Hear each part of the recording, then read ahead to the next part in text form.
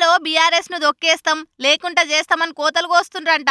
దమ్ముంటే టచ్ చేసి చూడమని కేసీఆర్ సార్ అధికార పార్టీలకు సవాల్ చేసిండు. నిన్న పార్టీ లీడర్లతో మీటింగ్ పెట్టిండు కదా, ఆడ అధికార పార్టీలకు అంత సీన్ లేదని చురుకులు పెట్టిండు. అసెంబ్లీలో ఇప్పుడు బీఆర్ఎస్ కు 39 మంది ఎమ్మెల్యేలు ఉన్నారు. 39 అంటే ఆషామాషి నంబర్ కాదు. సర్కార్ మెడలోంచేదాకా మన ఎమ్మెల్యేలు సభలో కొట్లాడతారు, సభ బయట ప్రజల నుండి నాయకులు కొట్లాడతారు.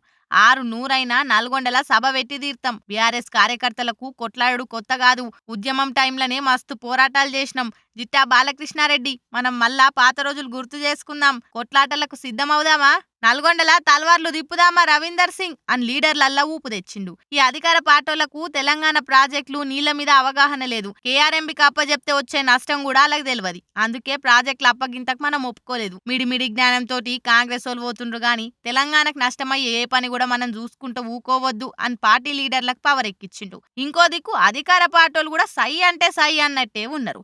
ఇప్పటికే ఆపరేషన్ ఆకర్ష్ కూడా షురూ చేసిండ్రు కదా. ఇక ఇదిట్లుంటే ఇంకో దిక్కు పెద్దపల్లి సిట్టింగ్ ఎంపీ కాంగ్రెస్ గూట్లేసి వచ్చిండు.